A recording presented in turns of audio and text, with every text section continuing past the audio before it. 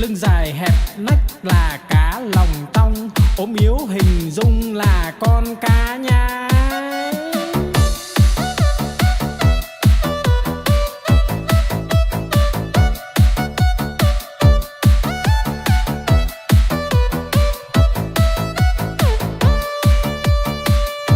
No lòng phĩ dạ là con cá cơm, không ướp mà thơm là con cá ngát. Miệng bay thoăn thoắt là con cá chim, hụt cẳng chết chìm là con cá đuối. Nhiều năm nhiều tuổi là cá bạc đầu, đủ chữ đủ câu là con cá đối. Mai nở tàn tối là con cá hoa, trắng muốt làn da là cá út thịt. Lưng dài hẹp nách là cá lòng tong, ốm yếu hình dung là con cá nhái.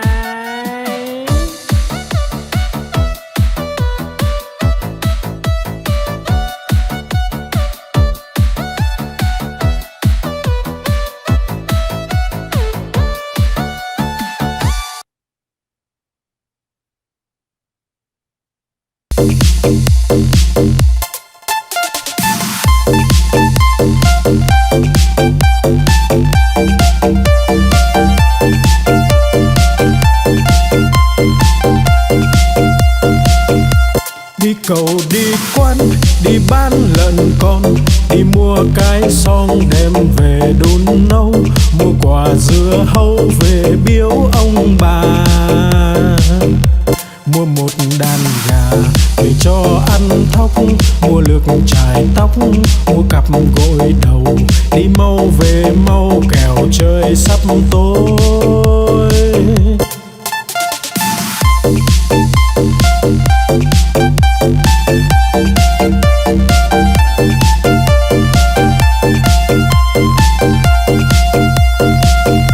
Đi cầu đi quán, đi bán lợn con, đi mua cái xong đem về đun nấu, mua quả dưa hấu về biếu ông bà,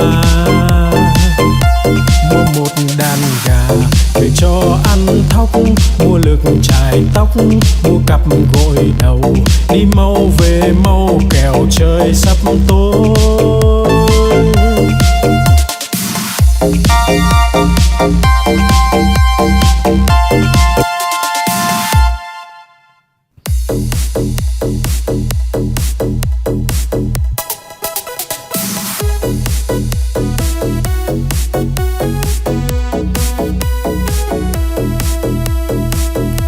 Bướm bay bướm lượn, bướm đậu nhành hoa, khoe đôi cánh đẹp rực rỡ muôn màu.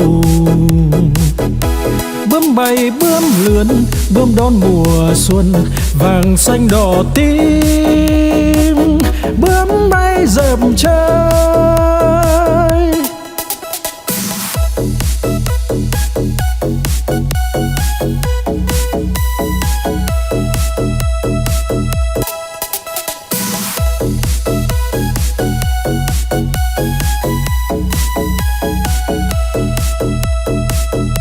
Bướm bay bướm lượn, bướm đậu nhành hoa, khoe đôi cánh đẹp rực rỡ muôn màu. Bướm bay bướm lượn, bướm đón mùa xuân, vàng xanh đỏ tím, bướm bay dợp trời.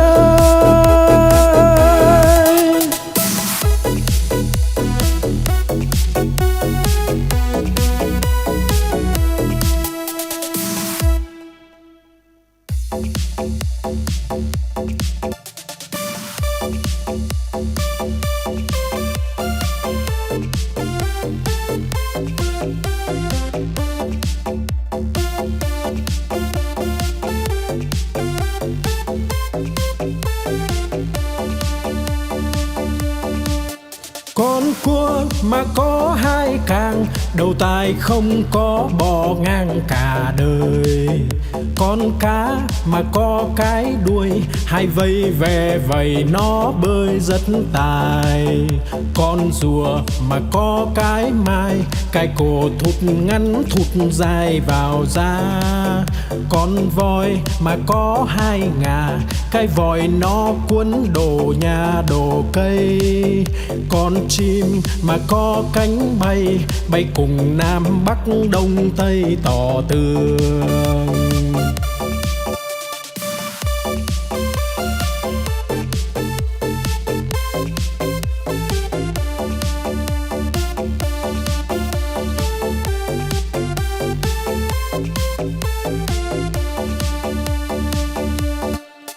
Con cua mà có hai càng, đầu tai không có bò ngang cả đời.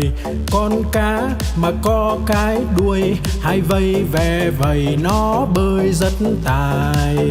Con rùa mà có cái mai, cái cổ thụt ngắn thụt dài vào da. Con voi mà có hai ngà, cái vòi nó cuốn đồ nhà đồ cây.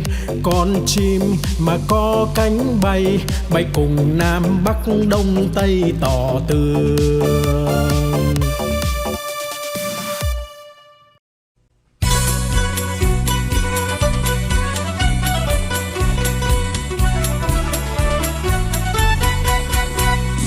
Đi chân bò cầm cây roi thật to, bò không đi lấy cái roi ra chọc đít bò, bò đứng dậy đi ngay.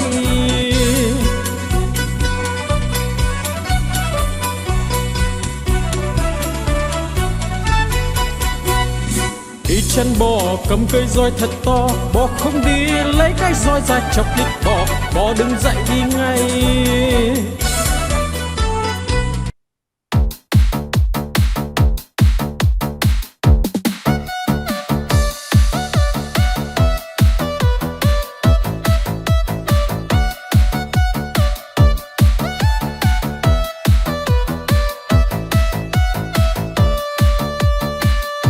No lòng phĩ dạ là con cá cơm, không ướp mà thơm là con cá ngát.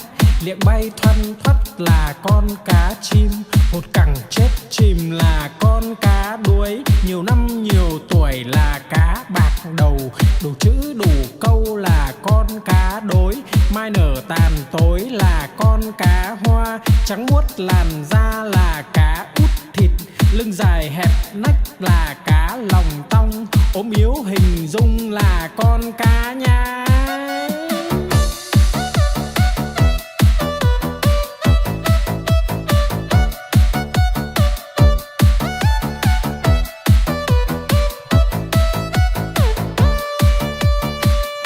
No lòng phĩ dạ là con cá cơm, không ướp mà thơm là con cá ngát.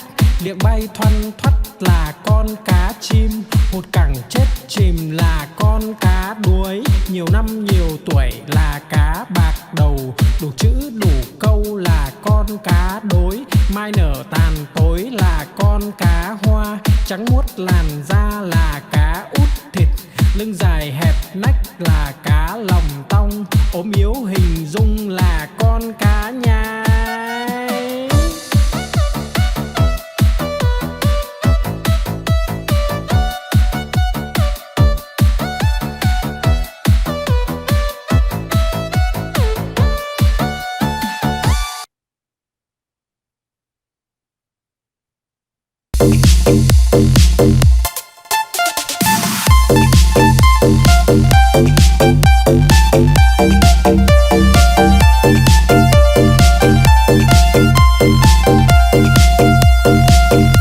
Đi cầu đi quán, đi bán lợn con, đi mua cái xong đem về đun nấu, mua quả dưa hấu về biếu ông bà. Mua một đàn gà về cho ăn thóc, mua lược chải tóc, mua cặp gội đầu, đi mau về mau kẻo trời sắp tối.